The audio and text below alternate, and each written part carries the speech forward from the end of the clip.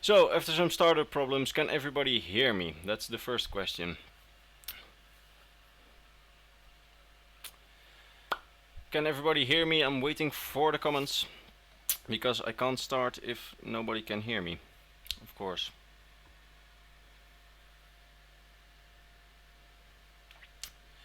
Is my mic good? Does it have any problems with anything? I don't know. No, we can't hear you. You're very funny, Thijs. You're always this funny. Anyway, I'm going to put on the music. I had a little playlist because just listening to my voice is pretty boring.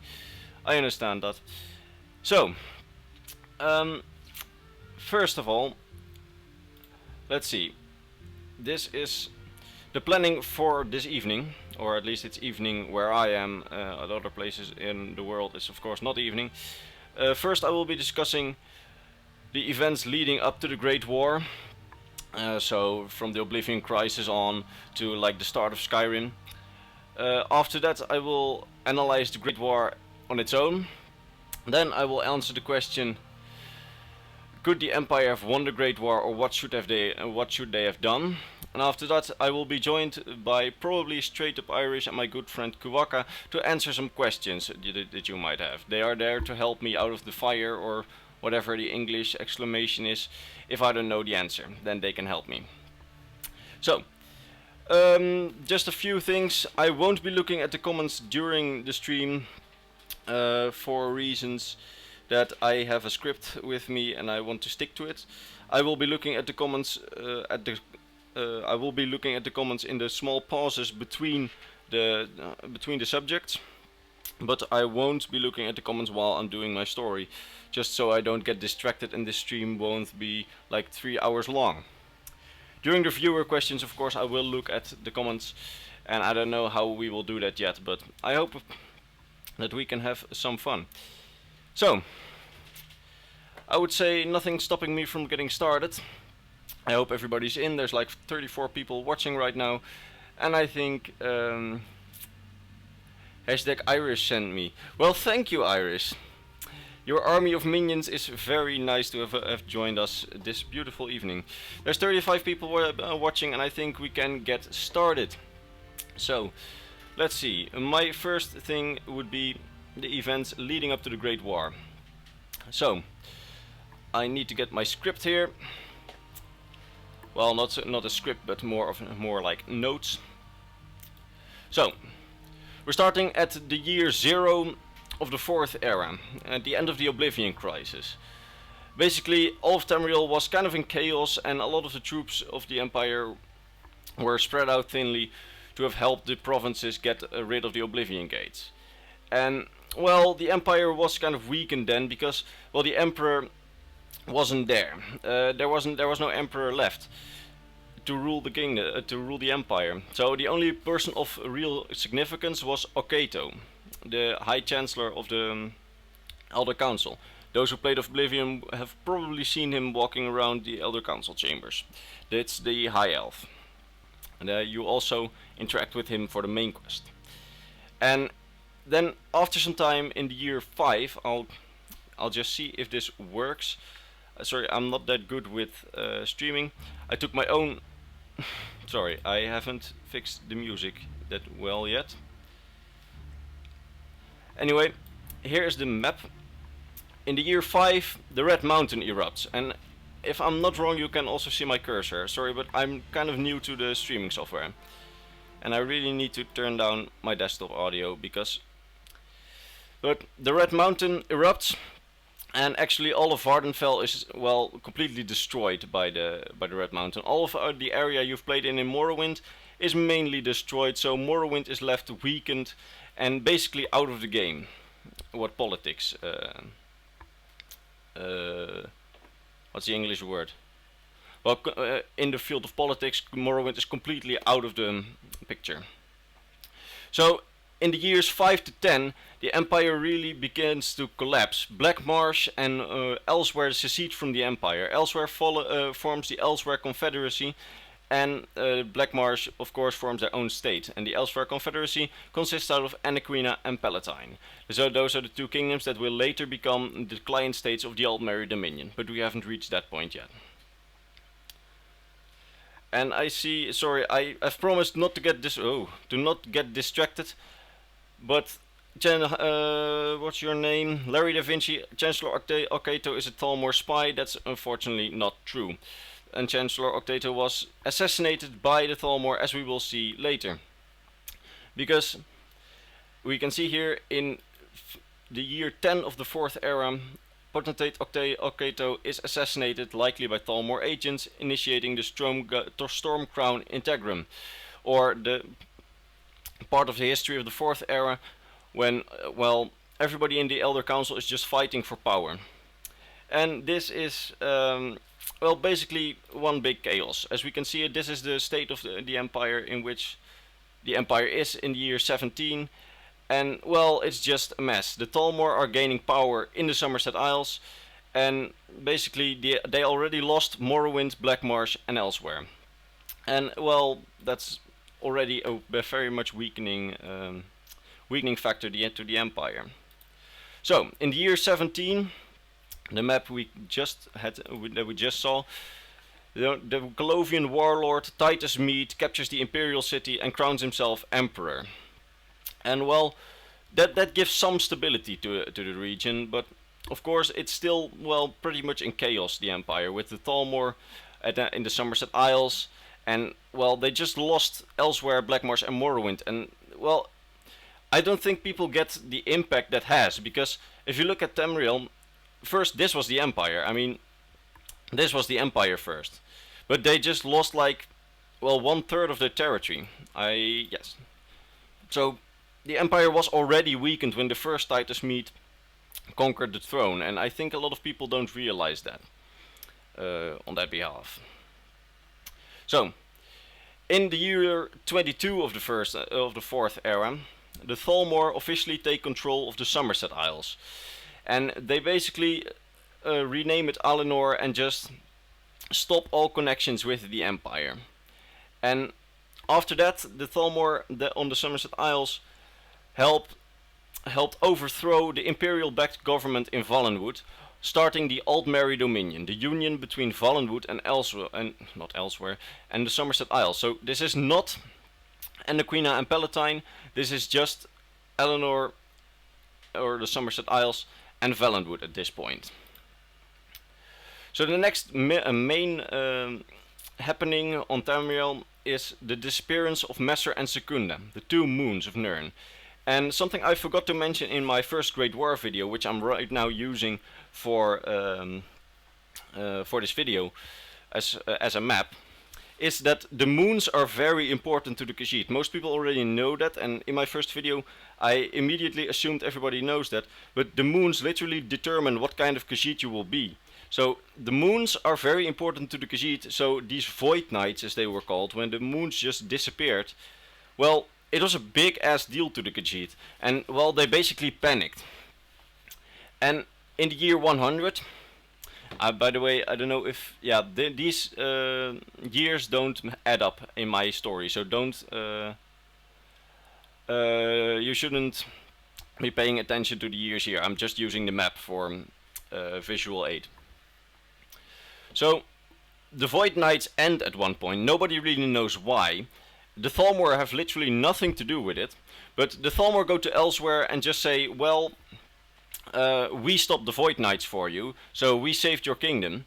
And that basically means that Anaquina and Palatine both become the Altmerry Dominion's clientates. This is also why they are in a slightly different shade. So, the Elsewhere Confederacy, as the two kingdoms were called up until that point, was just disbanded, and they became Anaquina and Palatine. So, then in the year 168, the year adds up, Titus Mede II ascends to the throne. So this is the guy we assassinate in the Dragonborn DLC. Sorry for the spoilers, but I guess you already knew that.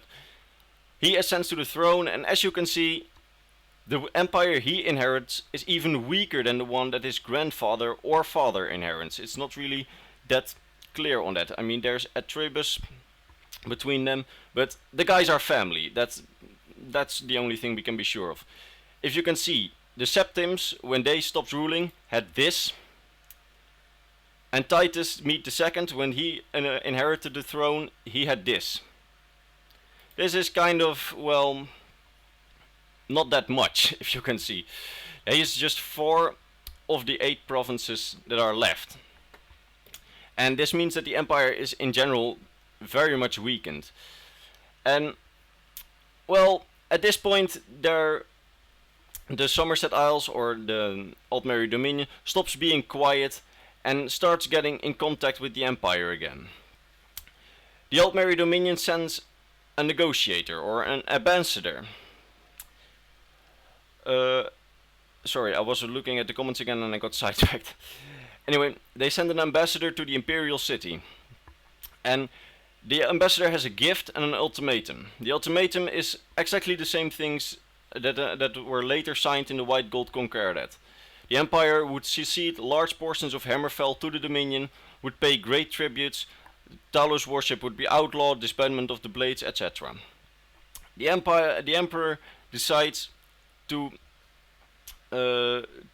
refuse the ultimatum, thereby seriously, I can't come up with the English word. Thereby unleashing the Great War. Okay, so the next thing we will do is an analysis of the Great War, but I will be looking at the comments for a little second, and I will be back in a few minutes.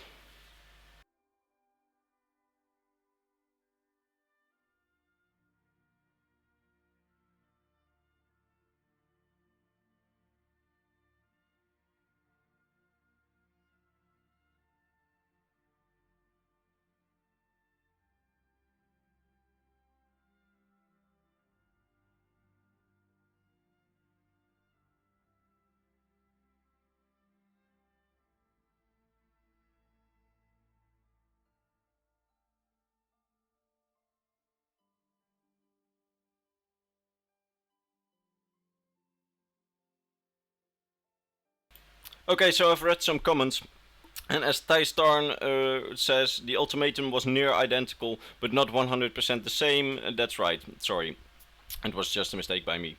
There were some changes to the ultimatum made, but it had the same terms, in my belief. And why does Black Mars have the Limolith symbol? I'm really sorry about that. It was my first video, and I'm just using the map for visual aid. So it's not anything meant. Well, this is not lore-wise correct, the symbol. It's just a symbol I use to represent Black Marsh. Anyway, before we can begin with the real analysis of the Great War, let's take a look at the troops that were gathered around the world. So I've made my little map screen here, and as we can see, I haven't separated Anaquina and Palatine, but I should have, and I'm sorry, but anyway, I have still got the Stormcloaks here. Well, they weren't in the picture yet, and this map, it cannot be used, I see just now, sorry. Let's take a look. We can just use this map.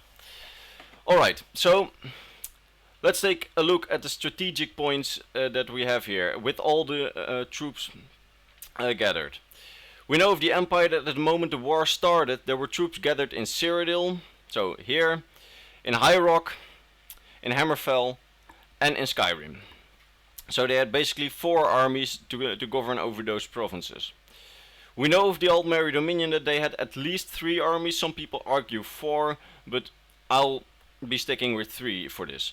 One that would later attack Cyrodiil, one that would attack Hammerfell, and of course some people say the one that has landed here on the beaches, but I see those 2 as one identical army. Sorry if you don't agree.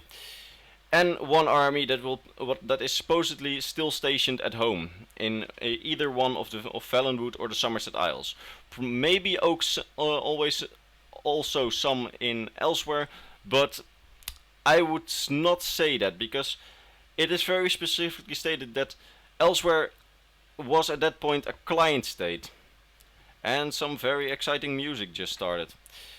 Anyway, Elsewhere was a client state and not necessarily part of the Dominion.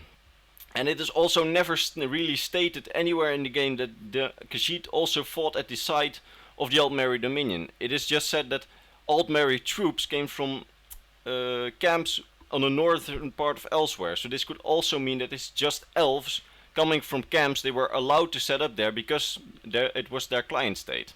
That is my prediction, but I don't know if you disagree or not. But that's just my interpretation of it.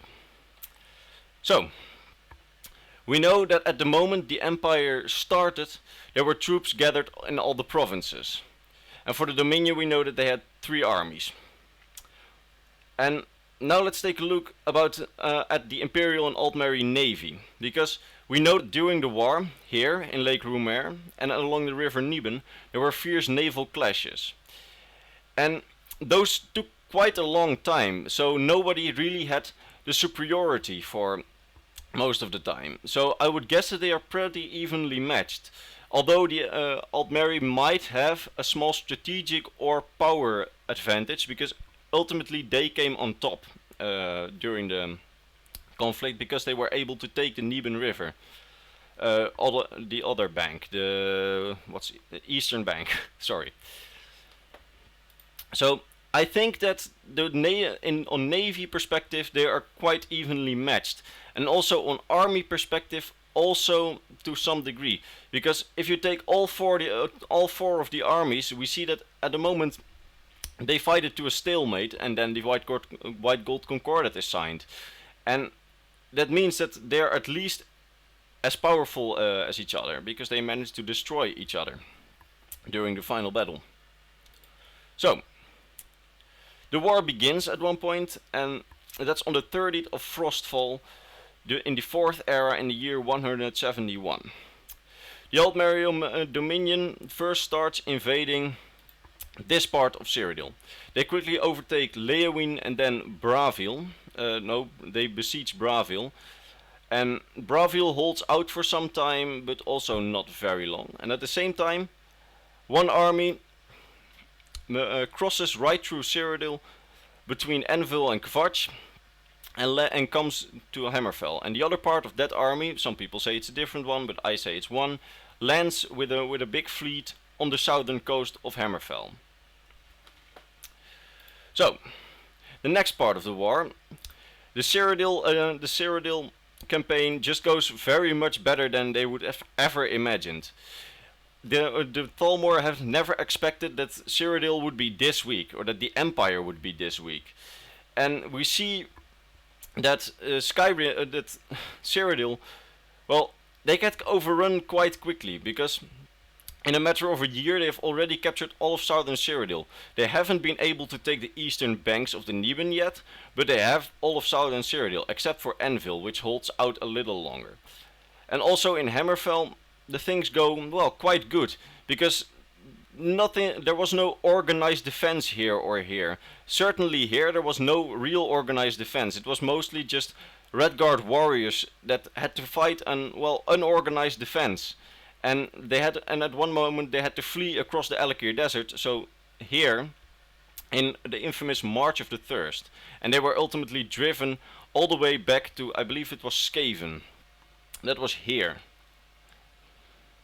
And, well, things go pretty shitty for the Empire, I must say.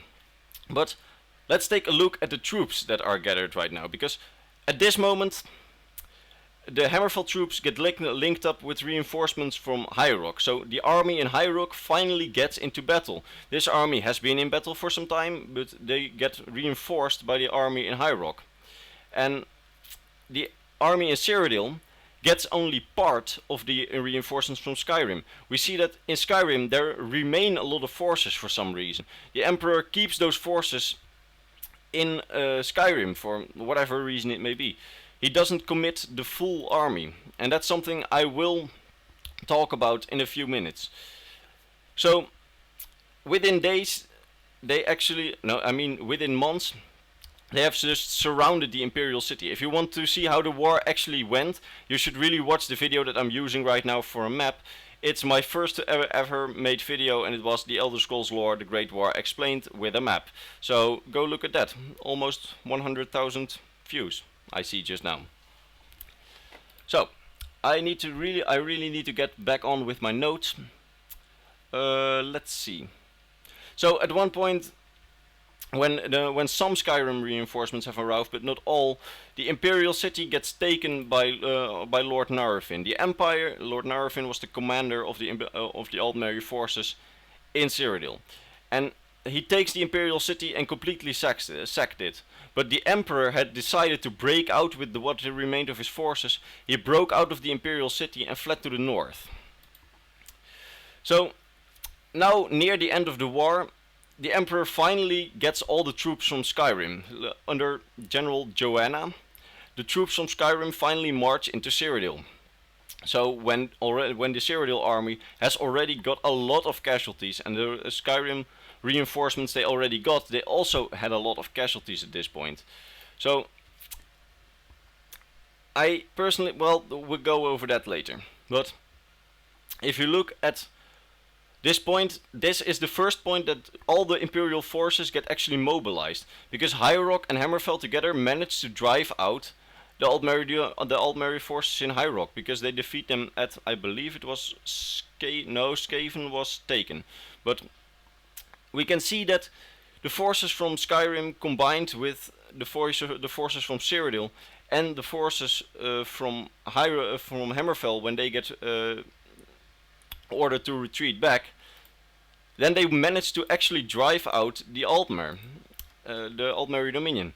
And that's something that I find very interesting, that once all the troops are mobilized, during the Battle of the Red Ring, they managed to take out the Aldmeri army quite easily. Well, at least that's what the book says. Well, of course, there's a lot of casualties on both sides, but what I like to imagine is, what if they had actually summoned those troops earlier? What if those troops had already come to Cyrodiil?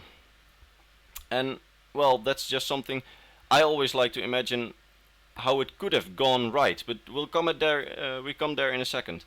So, at the end of the Great War, what we see is that all the troops get driven out of Cyrodiil, the main army of the Aldmeri Dominion, and also, it's something I completely forgot to mention, the Aldmeri Dominion, once it saw that the campaign in Cyrodiil was so successful, committed all available resources and reinforcements that were still in the Aldmeri Dominion to Cyrodiil, so they could get a quick victory over the Empire. And that's something they did not get, so the only real army they had left was the one in Hammerfell. And probably also still some troops at home, because they wouldn't want to leave the Dominion itself defenseless. And of course elsewhere would still be protected by the Khajiit. But I really think that at this point the Imperials also did not have the power to fight on, because it said that most of the troops here were also destroyed, and there weren't much Legion soldiers here left. Also there were only veterans and Redguard soldiers, so Alekir, etc. And so a lot of people say that the Empire could have fought on at this point, but I don't think it could, because, sorry by the way if I skip things too quickly, but it's just I don't have that much time, and I need to get as much information in it as possible, because I don't want this live stream to get too long. So I personally think that the Empire could not have fought on, and that's just, I don't know. I think that if the army here is defeated, and you don't have much troops left here, and the reinforcements from here have already been committed, you don't really have a basis to fight this. And I think that a costly peace, like they got with the White Gold Conqueror, is much more valuable than a costly war, because it's not sure that they would have won if they would have invaded Valenwood. I think that what he did, the signing of the Concordat, was actually the best thing he could have done.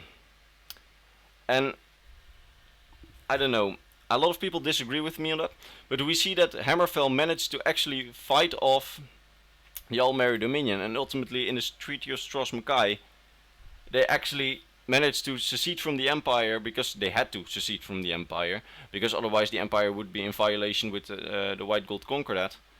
But they managed to fight the Altmeri Dominion out, and I don't know, that I think that demonstrates that how weak the Altmeri Dominion also was at this point, because I don't think they could have managed to do it at the time of the Skyrim game.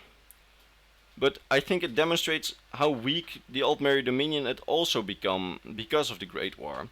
And that's something a lot of people also don't mention, that the Altmeri Dominion, for all terms and purposes, was also very weak at this point.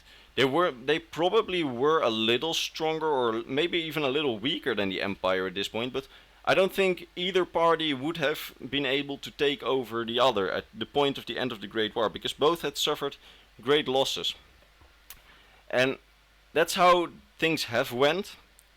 So let's take a look at how they could have went, how it could have went in a couple of minutes.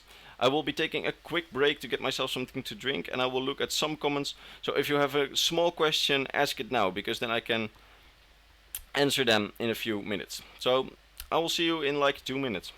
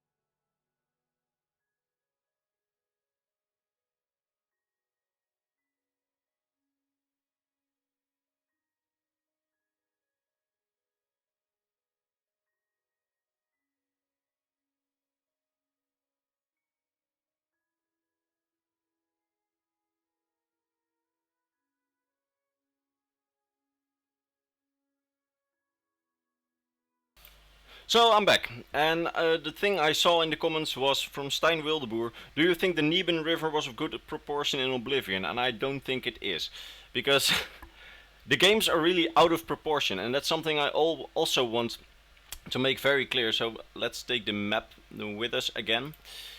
If you see this, if you've played Skyrim, for example, this isn't all that big. You can walk from here to there in like 40 minutes. And that's just because, well, the game has to be this small. If you would make it as big as this, as the entirety of Skyrim would be, if this would be a real continent, then it wouldn't be fun anymore. So the provinces are really scaled down for the games. For example, Whiterun and Solitude would be miles and miles or kilometers and kilometers away from each other. But just for terms of purposes of the games, they probably put it just in a smaller area, just to make it fun. And I completely agree with the choice. But if you only see that they needed a couple of years for this war, I mean, the area in Oblivion that's between this, the amount of time that the Altmeri Dominion took to capture it versus how big it is in Oblivion, well, it would have been a really slow army. So I really think that the provinces are immensely scaled down, and that this is at least as big as like this whole distance between the point of Elsewhere and the tip of Skyrim.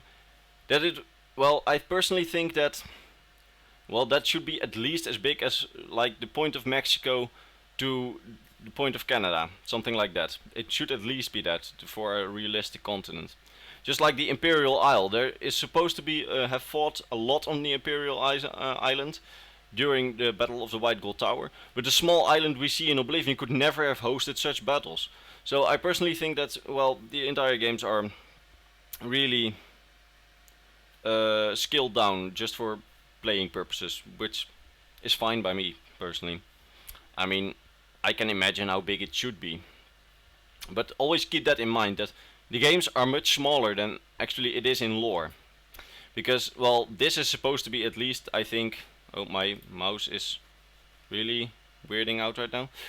So I think this should at least be like 100 kilometers, if not more. But let's continue. how could the Empire have actually won the Great War? And I already mentioned it. I think that if the Empire would have won the Great War, it would have been a win also in a stalemate, but a stalemate from a position of power. So not when both armies were destroyed, because I don't think they really have that much of a chance invading elsewhere, nor invading Valenwood, for reasons I already talked about in my second Great War speculation, which you also should watch. But I personally think that if they would have won, it would have been a win again from a position of power. So let's say that they had already summoned their troops from, let's just go back to this one. Let's just say they would have already summoned their troops from Skyrim and High Rock to here and here. Let's just say they would have had massive armies here, and if you see at the end results, I think that if they would have fortificated the borders of Cyrodiil right, the Altmerry Dominion would have had no chance. It is also somewhere stated in the game that the Altmerry Dominion just took the Empire by surprise, and I personally think that they shouldn't be. If you see how hostile the Tolmor have immediately been, they just severed all contact with the Empire. I think the Empire should have been better prepared. But on the other hand, the Empire was in chaos, so I don't think they could have prepared. But at least the troops from Skyrim, if they had put that on the Cyrodiil border, I think the Altmerry Dominion should have at least had a more hard time trying to get into Cyrodiil. Because I personally think that's the only moment they could have won the war, at the start.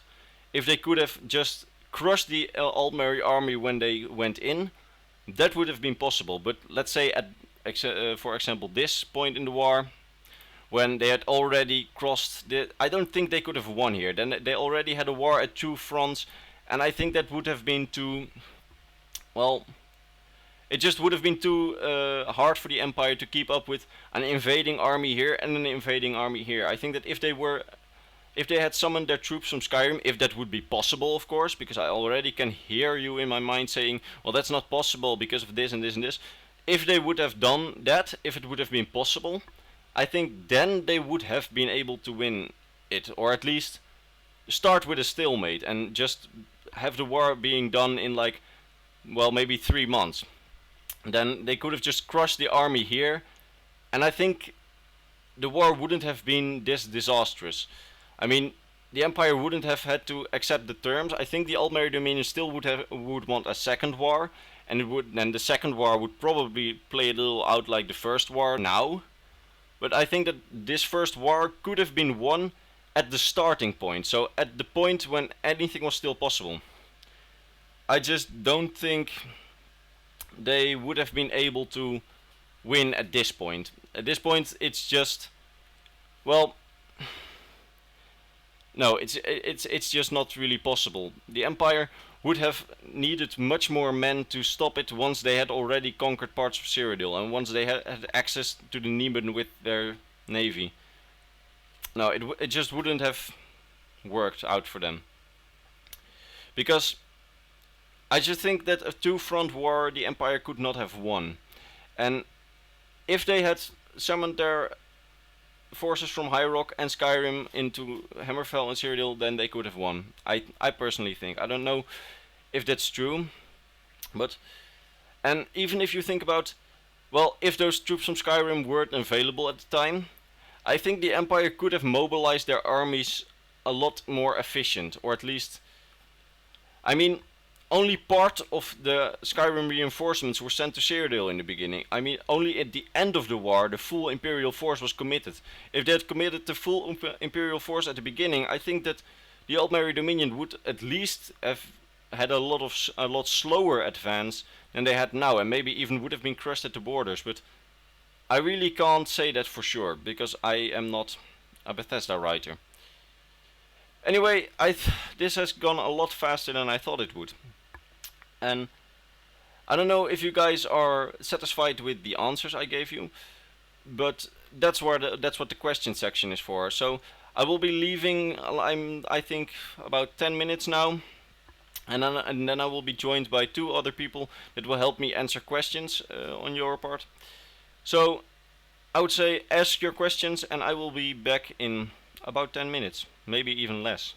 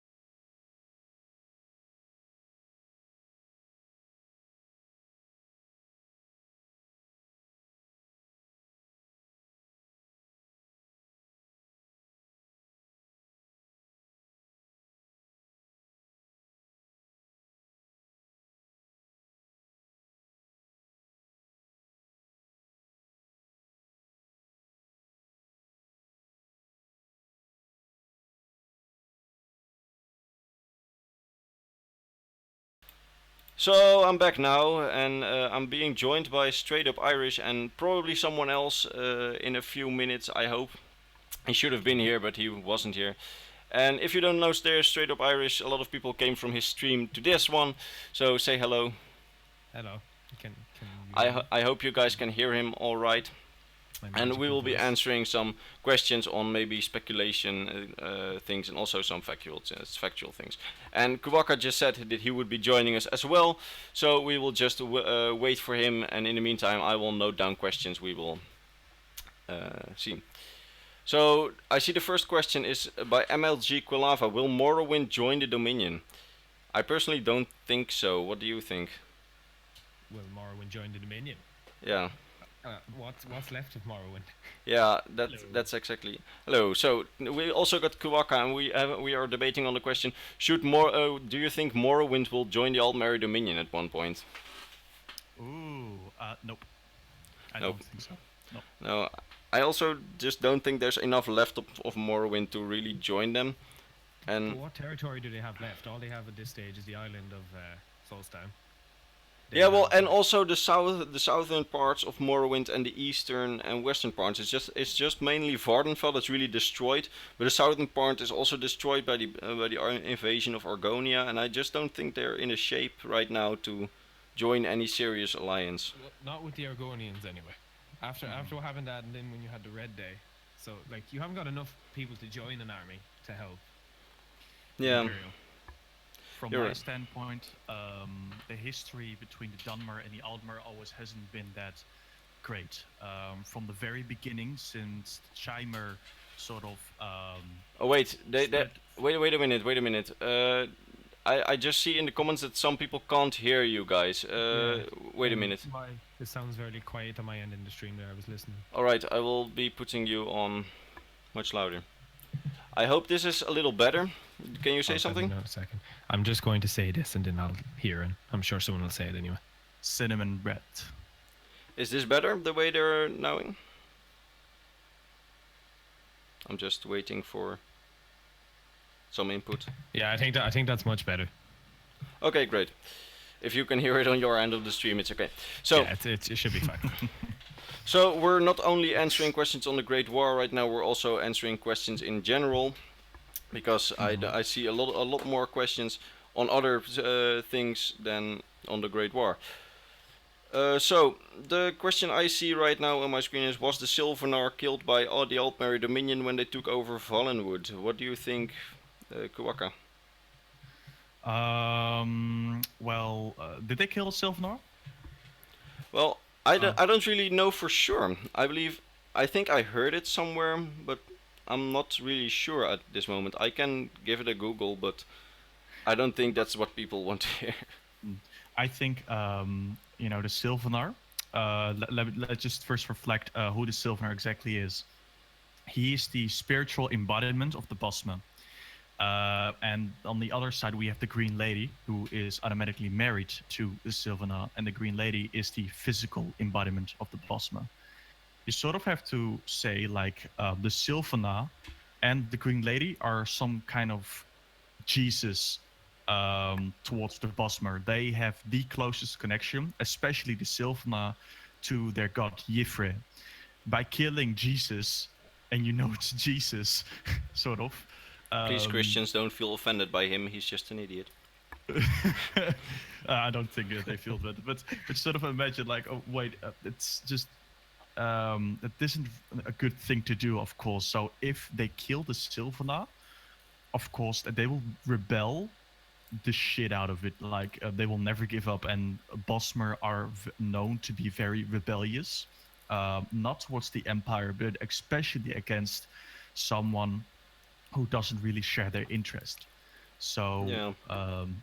when killing a Sylvanar, I would say that the Bosmer will never join your side. Yeah, I think I can stand behind that. Well, the Aldemiri Dominion can only pull their corrupt moves until like a certain point. Like it worked on the Khajiit and stuff, but you can only go so far with certain races. Hmm. Yeah, that's true. Let's see. Next thing I see in the comments is: I don't know why the Empire gave up. The elves are fewer in number and the humans reproduce a lot faster. Well, I talked about that in my second Great War speculation, but when they gave up the fight, there were no humans left, and even humans need like 10 years at least to reproduce some soldiers, and I think you guys can agree with me on that. But this is like the thing where pulling in another alliance is what would help the Imperial, but unfortunately, the rest of the places just can't join at the time it's going on. So Yeah. that would be the best bet instead of waiting 10 years, which they more than likely don't have with the Dominion. Bringing in another country would be better. I also see what would happen if the Dominion declined the peace treaty with the Empire. I think he means the White Gold Concordat, but it was like the Dominion that offered the Concordat, right? It Yeah. wasn't. Yeah. Twice they offered it actually, because the first time the Empire rejected. So I don't think they would have declined the offer because they were the ones offering it. What if the Khajiits betrayed the Altmeri Dominion and joined the Imperials? That will be a huge, huge problem for the Aldmer, in my opinion, because as I also read through the law of the Great Wall, is that the Khajiit are mostly the main infantry, land infantry, of the Altmeri Dominion. They stand on the front lines. Yeah, Nothing was mentioned on the Khajiit being really in the Well, war. It was only the elves and the Bosmer, because the high elves and the Bosmer that were mentioned. it's actually I'm getting this lore from the first Altmeri Dominion in the second era, because it is known that in the first Altmeri Dominion it consisted out of the Bosmer, the Altmer, and the Khajiit. The Khajiit being the most bulky like race. They have these sharp claws they can use as weapons. Um, they are especially good in wrestling or blunt weaponry, compared to the fragile and small Bosma and the slick and thin Altma. So it would only make sense for a Khajiit to stand on the front lines instead of the back. So in my opinion, I think when the Altmeri Dominion would lose the Khajiit, then the Altmeri Dominion, in my opinion, would lose the Great Wall, because not only could the Khajiit easily, in my opinion, easily defeat the Bosmer because they have so done before in way, way earlier time. Um, and on the other side, the only thing that the Altmer have left, like that they excel at, is the Marines. But as we all know, is that the Altmer also kind of pissed off the Red Guards, so and the Nords, of course, as well. So say that Ulfric Stormcloak loses the Civil War, the Red Guards sort of come to an alliance with the Imperials again, and they all band up and they lose the Khajiit, because the Khajiit will be the last stand. Then their marine and their land infantry would both Yeah, I know fall. what you mean. Yeah, so that's my viewpoint, really. Yeah. I also saw a comment. It's disappeared somewhere in the chat right now while you were answering. But what if the Empire would have taken out the two kingdoms of Anaquina and Palatine? So before the Great War actually started, so before they were even the client states of the Altmeri Dominion, what if the Empire would have taken them out then? And for that, I will take the map screen. Wait a minute. I will come with the map screen in a minute. But what do you think? In this case, straight up Irish. What do you think if the Empire had recaptured Anaquina and Palatine the moment they had seceded from the Empire? Would you think that the Empire would stand stronger in the conflict, or do you think the Khajiit would have rebelled against the Empire on their own once the Thalmor lied about the Void Knights? Well, see, the thing comes down to what Khajiit actually did believe that it was a lie. Like, did any Khajiit actually think for a second that the Altmeri Dominion were lying? They kind of all jumped like instantly on the bandwagon of, because they took credit for it and they had no idea what was going on, like nobody else. But obviously that was kind of intelligent on their behalf. But if the Empire had kind of swooped in and taken that as well at the time, assuming that I think the Empire is too focused on making sure that the tower stays strong. So to actually take the two of them, how much units would they have had to give out to try and take them back at the time? Would that not have left Cyrodiil a bit more open? Yeah, well, that's yes, but it would also have taken away a lot of space from the border of Cyrodiil. They would just have to defend against that little small piece of land where Valenwood borders the Empire, and the Empire wouldn't have stopped it elsewhere. So I don't know, Kawaka, do you think it would have given the Empire a major strategic advantage, or If Takashi didn't join, you mean, or yeah, if the Khajiit hadn't joined, or at least stayed neutral in the conflict? well, first, I think if they didn't believe the Void Knights, they would have stayed neutral because they don't both have quarries with the Empire and the Dominion, and they both don't sort of plead their allegiance to either sides. If it would weaken both sides or strengthen one side or another, I don't think it really matters because elsewhere doesn't really hold a lot of value in kind of strategic position, you know. Yeah, It's the same counts for Black Marsh because Black Marsh is east of it and Valenwood is west, yeah, meaning when you even have elsewhere at your disposal, I don't think it would serve as a advantage from either points. So the only thing what the Admira Dominion would lose is once again the infantry. But I yeah, don't think. But as we all know, Altmer find a way for everything, yeah. almost anything. Um, in the comments right now, there was well, just a minute ago, there was a discussion on what would happen if the Veil of Oblivion and Mundus would have disappeared again, and if that would even be possible. Do you think it's possible to have been broken again, so we would have a second Oblivion crisis, straight up Irish? Well, the only known way that it was ever like being told to be sealed was through the Amulet of Kings, and that's gone. So, bar there's something else Bethesda will create to make another way. They've kind of left it at the idea that it can't be broken. Hence why I assume ESO kind of went back in to show that Molag Bal could get through, because at this point in time where it is currently, there Yeah, is no way known to actually allow Oblivion to connect. So it would really just take them adding in something else in a future game to let them connect. But I don't think there would be anything that I could possibly think of. If something like the amulet, which had godly power within it, was what they needed, and that's gone, then I yeah. would say something of similar needs would need to come up in the future. Yeah, well, I think that a lot of people think with the Oblivion, when we mention the Oblivion crisis, they think of like the Oblivion gates the way we saw them in Cyrodiil. But as I discussed earlier in the stream, the provinces are very out of proportion. They are just scaled down, and I also think that's with the Oblivion threat, because the way it is presented in lore, it's like, oh my god, it's very bad, and everything was destroyed. But during the Oblivion crisis itself, in Oblivion, all we saw was a couple of gates, and the rest of Cyrodiil was in relative peace.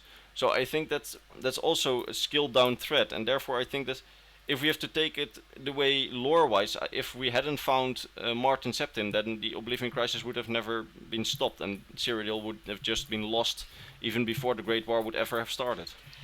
Can I actually add something alluded to that? There's actually a very excellent visual representation of what a Oblivion invasion would have looked like.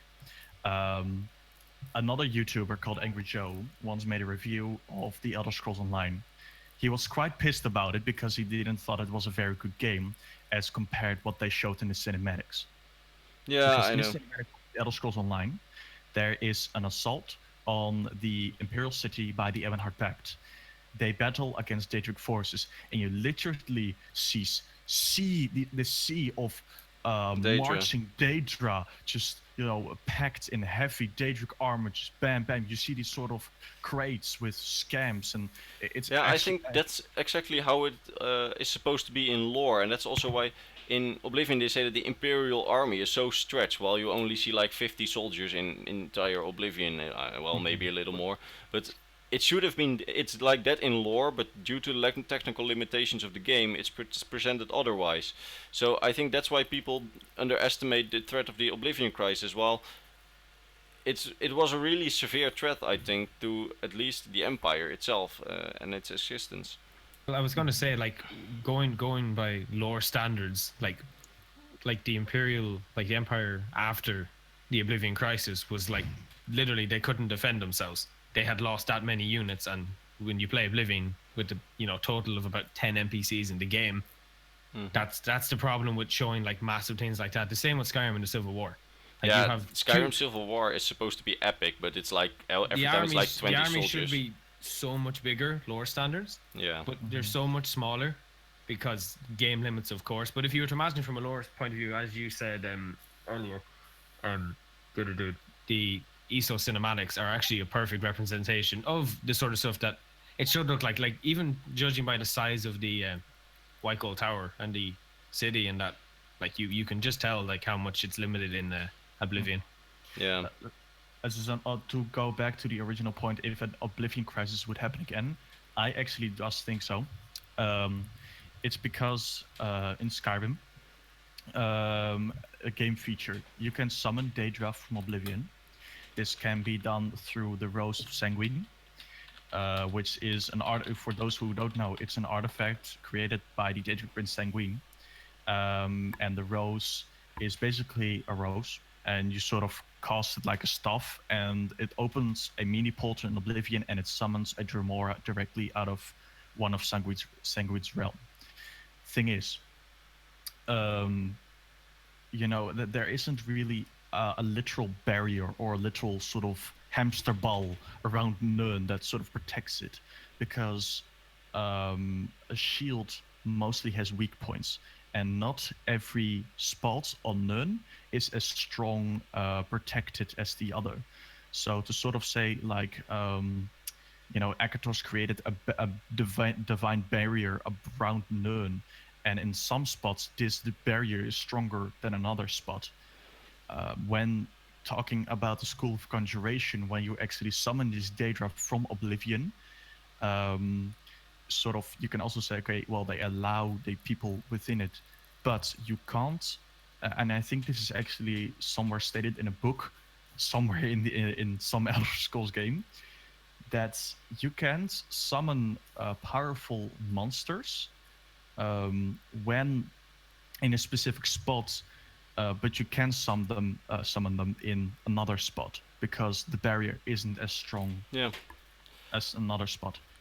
Something I just noticed in the comments is would in the second if there would be a second Great War and the Imperials had the Dragonborn on their side, if they would win instantly just because the Yeah. Dragonborn is that powerful, and that's Yes. something I really want to discuss with you guys because in the game the Dragonborn is of course all powerful because it's the player character, but I think it's presented oversimplified, like that the Dragonborn's choice to side with the Imperials or with the Stormcloaks just influences your game, and I don't really think that the Dragonborn has like the murder spree powers that he has in the games. That is just, well, of course he has more powers than a usual guy, but in the games he is presented so much more powerful than he is. That's my personal Mhm. idea of it. And what do you guys think?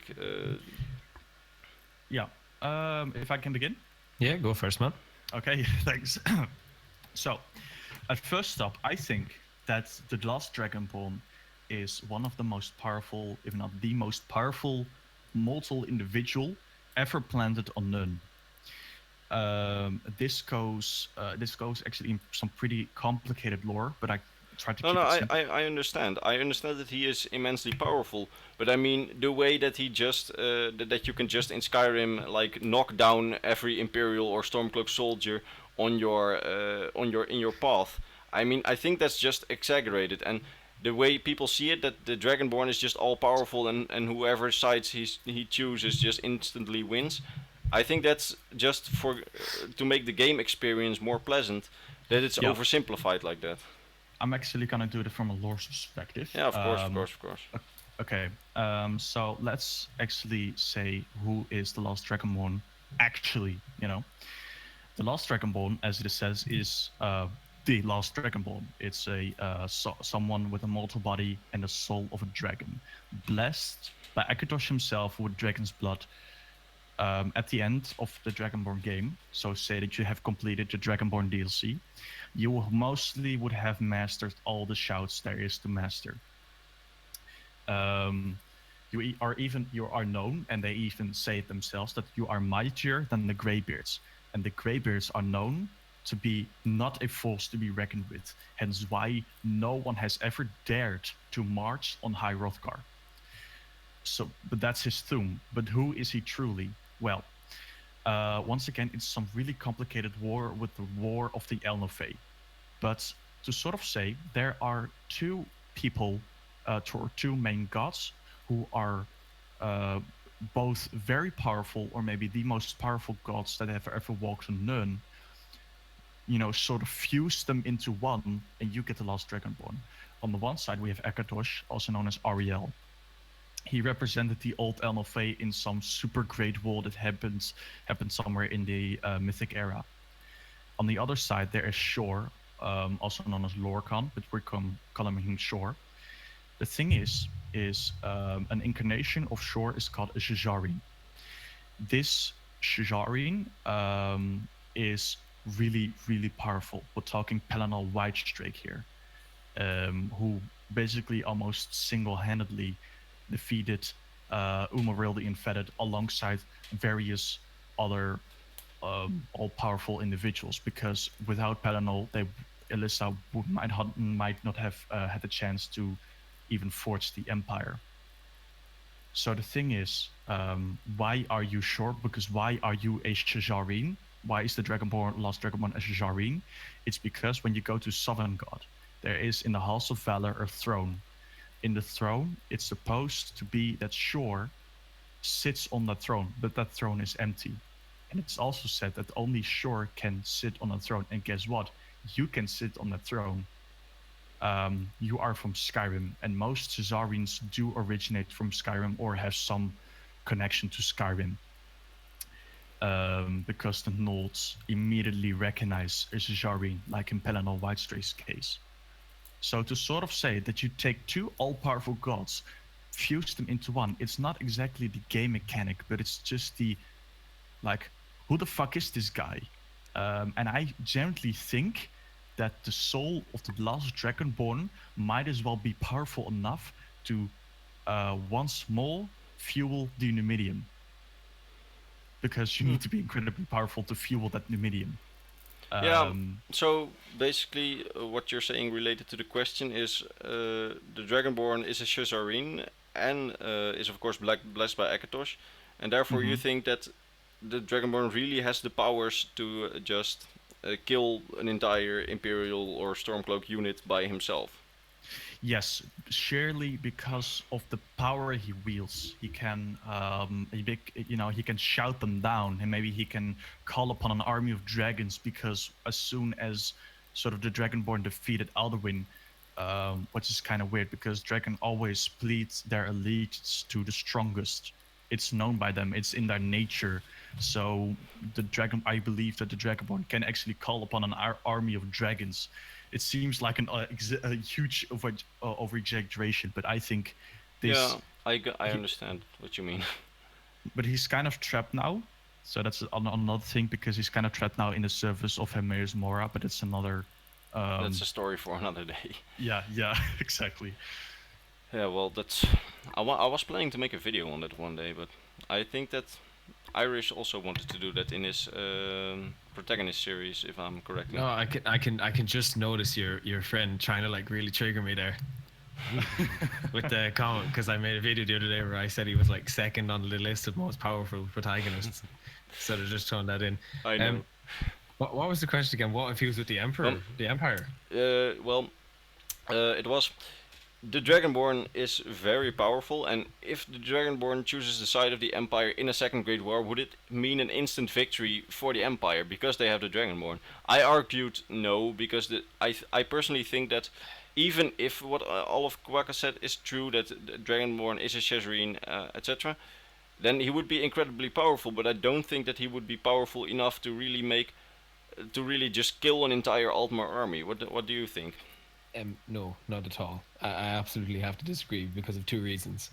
Main reasons. One, at the time of the war, the dragons weren't around. I mean, a hypothetical second Great War. So a second one we're after saying if the the time of dragons were Skyrim. still around. Yeah, if they are still around in Skyrim and probably Okay, also well, on the borders. on the side of dragons, I absolutely will agree because, like, it's quite like he has Odovine like by the end of it already as a kind of pet, and then I haven't personally played Dragonborn, but from lore and I know myself that you know the ability to ride dragons. And I'd say, like, I'd say he'd head into a battle on one if he was on that side. With that kind of power, if you had a dragon to spare and you could ride one into battle, wouldn't you take it? Yeah. And then being able to call other dragons, like, how many men does it actually take to take down a single hand dragon? Like, I know in Skyrim you'll have two or three and they'll get picked off one by one, but actually, judging from how powerful they are, and how many men an actual like if you take all right, I think the best representation of a dragon in Skyrim is Alduin's attack on Helgen. I know it's Alduin over the rest of the dragons, but Yeah. like an actual dragon attacking, like if you've seen the Hobbit, I assume, and you've seen Smaug, Yeah. taking that to me is how a dragon would attack on its own. So when you have like, I think Skyrim shows the dragons to be less powerful than they actually are by the end of it. Yeah, So well, I think that's just because Bethesda wouldn't want that after 3 dragon attacks, half your game is just ruined because all their houses are in flames and just like, well, you want to continue the dragon quest, but Delphine is just burnt because her house is caught fire. No hope. I actually had this exact same problem. I was playing Skyrim. I had installed this mod of like this environmental effect. So whenever you cast fire onto a wooden pile, then like the entire Oh, wooden yes. pile would I know eventually what light you're up. talking about. Yeah, you And- can do it with ice as well. And Yeah. oh man, if like a dragon would attack Riverwood. Oh boy. But that's genuinely how it would be. Where that's kind of, if you were to put Skyrim into an actual perspective, like would it have went out the way it is, but that's a different thing altogether. But with the Dragonborn having the kind of shout he does, like that kind of power, on his own, I am pretty sure he could be overpowered by an army.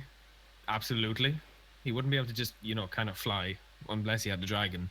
He is still, quite easily killed. Like, at the start of the game, you are captured in a wagon. If Alduin didn't just happen to appear at that time, he would have had his head chopped off. So he is able to be taken down, And I know he didn't realize he had to shout, but Yeah. isn't there a limit to like power? Like, I'm assuming he can't repetitively. Like, isn't there like you need to train your voice? Isn't there a certain limit to what you can do with voice? Because like, I'm assuming it kind of drains you down. It is quite a big power to hold, and he is still more. Assuming he is just a Nord dude, or like, I'm putting aside that if he is Lorcan or anything else mixed with that power, that he is just a Nord who happened to be Dragonborn, who happened to have this power. I do feel he would have been taken down by the bigger army. Now, if the Empire had a much bigger army and say go back and they had, the Kashyyyk and some other stuff, happily enough, I'd say the Dragonborn would be a nice asset and would add about a 50% win rate onto the battle. But outside of that, I do think he can still be, taken out. Yeah, I understand what you mean. Let's see. Before you go on, actually, just because I see like good old Blues made a point there that Tyrus Septim was Dragonborn and he took all of Tamriel. He had the Numidium to help him. That's not a dragon. Yeah. That's a giant. That's a giant. That's a Dwemer giant Colossal. robot. Like that, mate. That's a big difference between. I think that's just Kirkbridge watching too much anime on that point. So more questions. I haven't been watching the comments, so I'm reading on right now. Do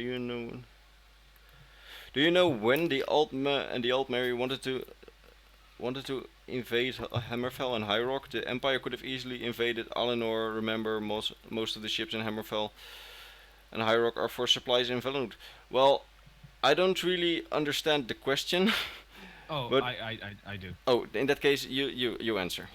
All right. So basically, when the Aldemari Dominion were kind of focused on two different places, he's saying that the Empire could have easily invaded Alinor, because most of yeah. All right, but I had to like fight back against that. If you have to remember, like Titus Mead, he managed to defend the Imperial City with how many units was it? Over the Aldemari Dominion? It was one legion, if I'm correctly. Yeah. I can look it up, but it was like, I believe, the 8th or the 7th legion that was fighting in the city, and he managed to keep them off for some time. Yeah. So doing that, and not to say he couldn't have done it again, but he just wasn't in the mood. Like, as his quote was, I think you know yourself from doing the video for so many times, right? That it was just he wasn't in the mood to lose many more units. He never used the term "we will be defeated." He just didn't want to lose more units. So I think it would have been a better standing point to take a break and let his army fill back up, which at the end of Skyrim is a problem. As you said yourself to me the other day in a chat we had, the Imperial, like the Legion, is massive by the end of Skyrim back in Syria. Yeah, they're So massive. Yeah. they have grown again, which is exactly what I think Titus Mead intended on doing. Because if he had said no again to the Concordat, not only would the Altmeri not have asked a third time to take it, but there's a chance the Empire wouldn't be here today. It's Yeah. kind of like a run to fight another day kind of tactic. Yeah, so if they had, like, as your man said, if they had tried to, like, hopefully this answers it, if they had tried to attack the Somerset Isles, I think it was that same kind of strategy. They just weren't, willing to take that chance. Yeah, I understand what you mean. And I also see a small question: who has the strongest navy on Nern? And I haven't touched on a navy all that much in my video because there isn't that much data on it. All we know is that there were naval clashes in Rumer and the Neben, and that they were pretty evenly matched up, and that at one point the Altmeri gained an advantage and they managed to capture the bank of the Neben. But other than that, there isn't that much mention of a navy.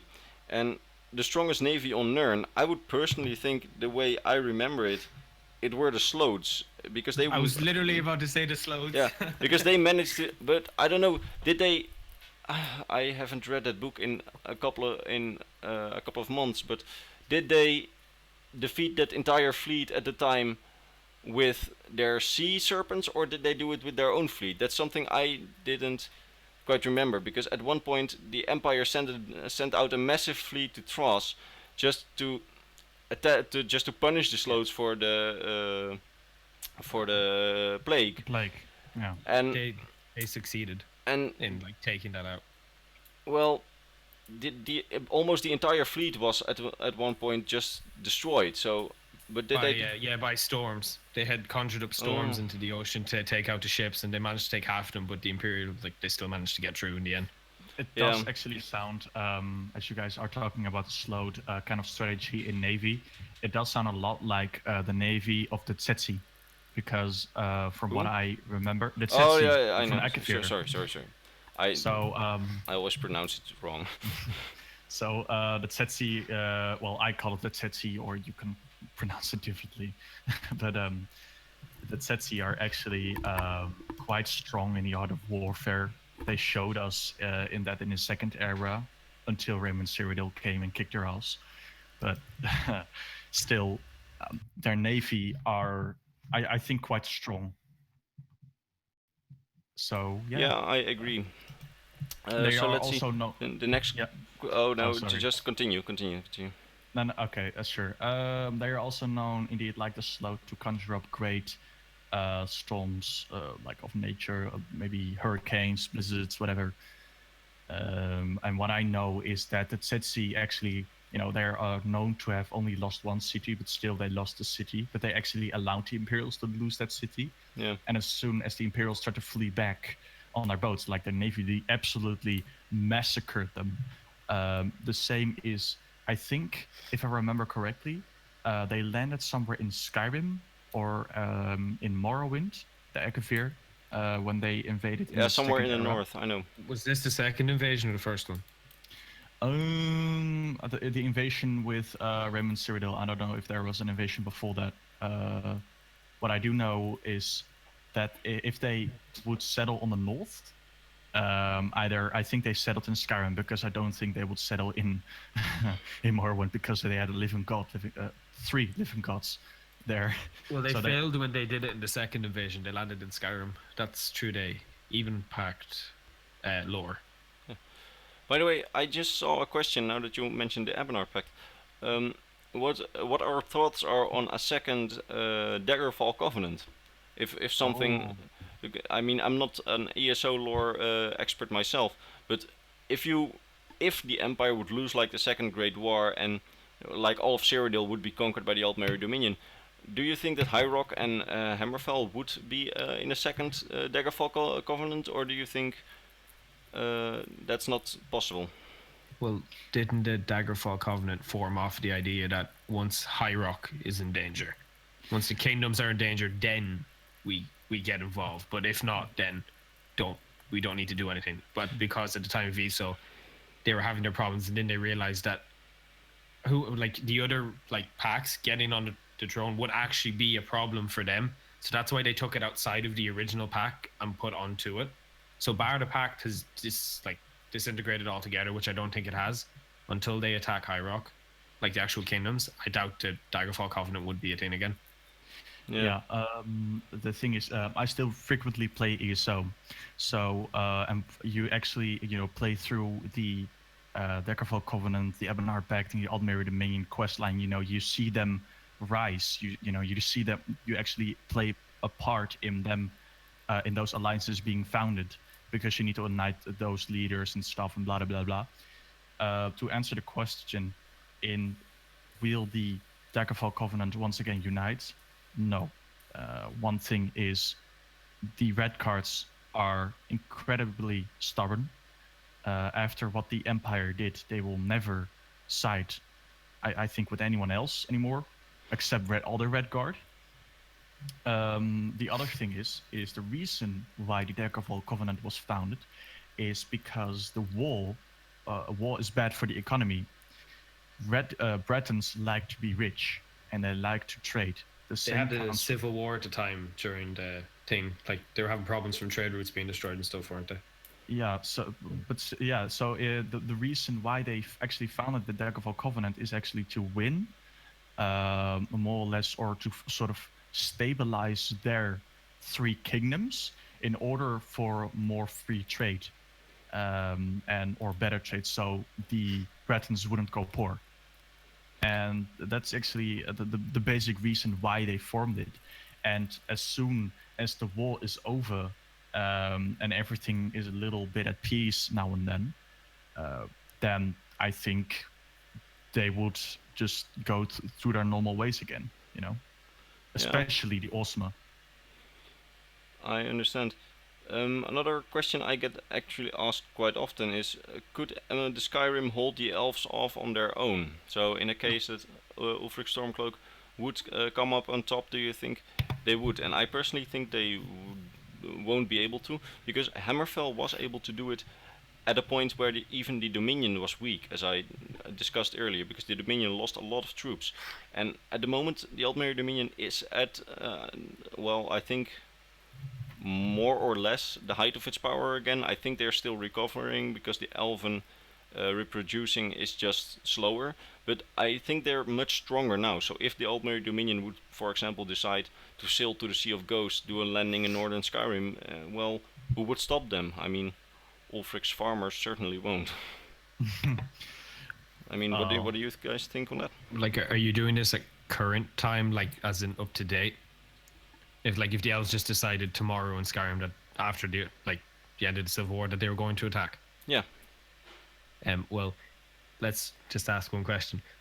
Seeing as how the elves like to rule absolutely everything, do you think the elves would, like the Talmor, would try and do something about the Greybeards? I don't know.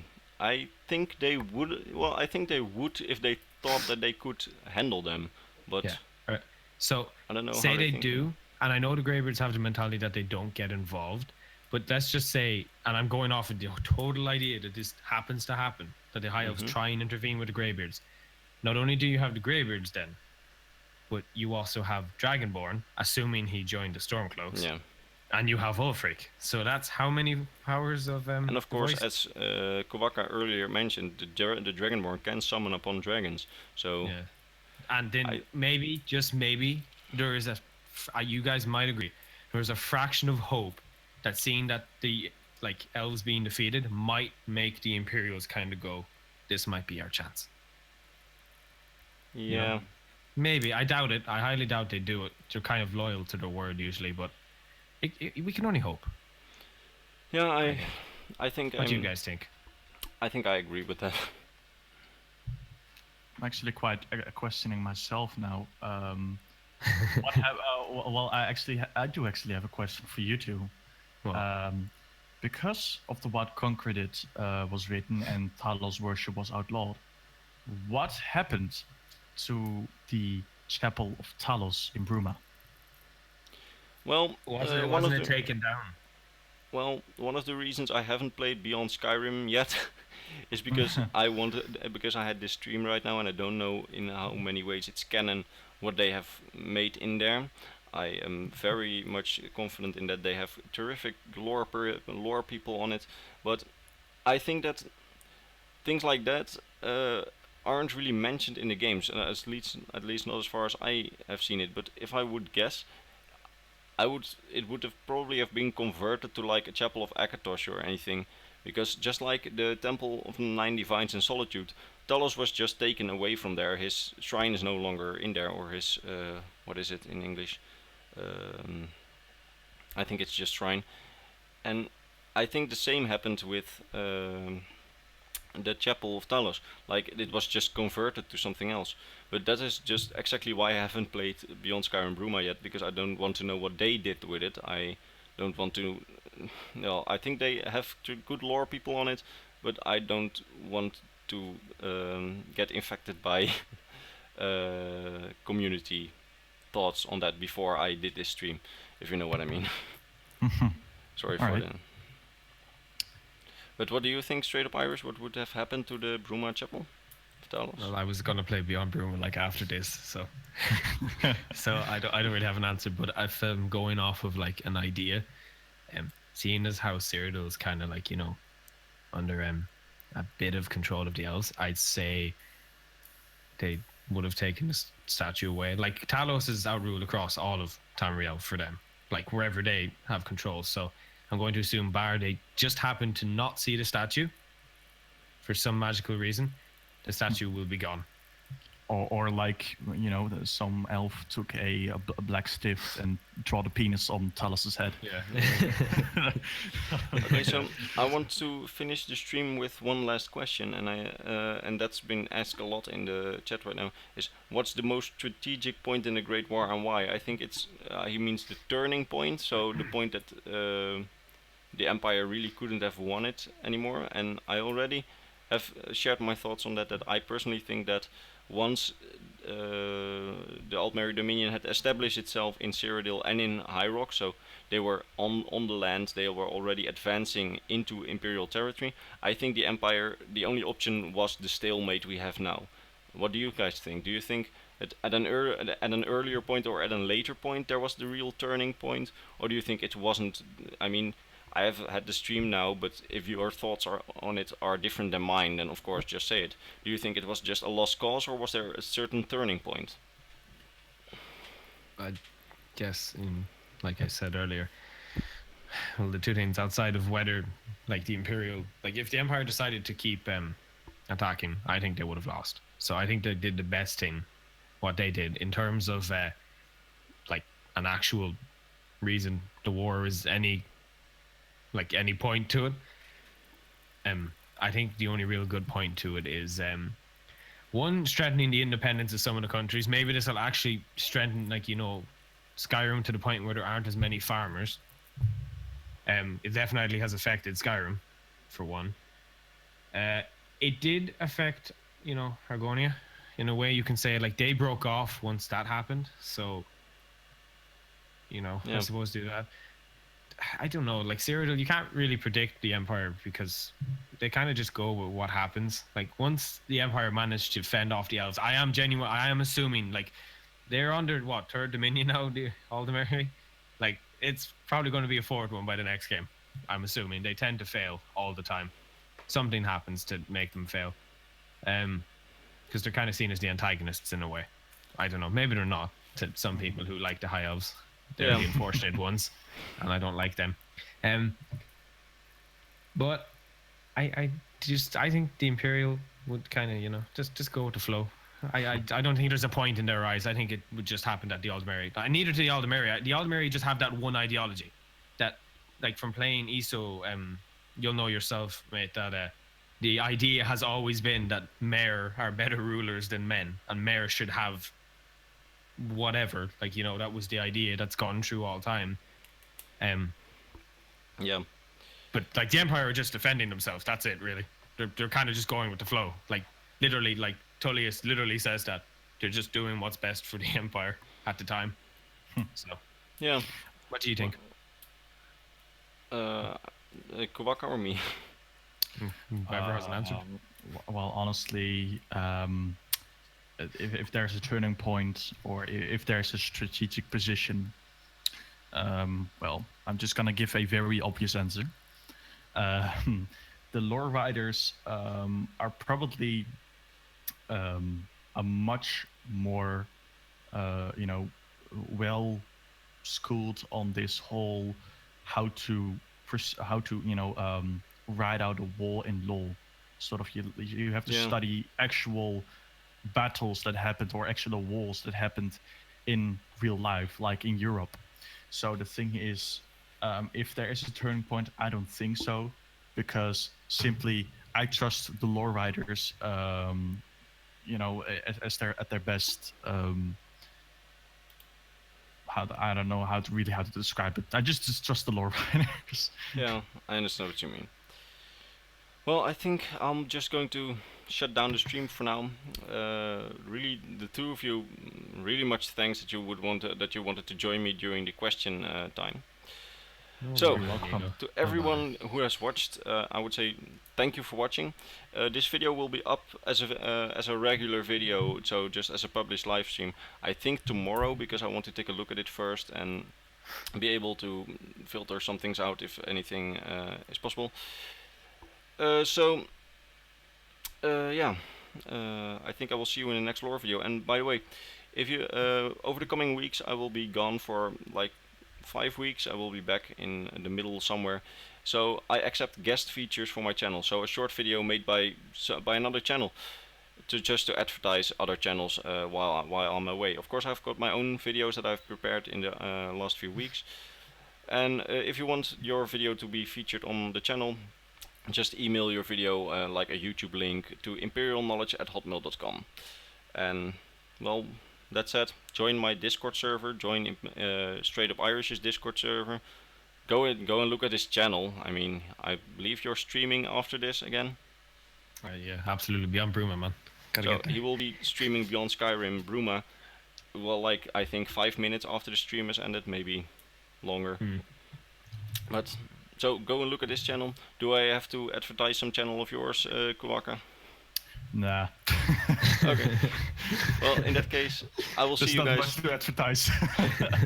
I will see you guys later in the next video. And all really thanks for watching. We really hit like 60 people during the stream, and that's well a record, a personal record. So we'll see you guys next time, and I hope you guys enjoyed the stream. Bye bye.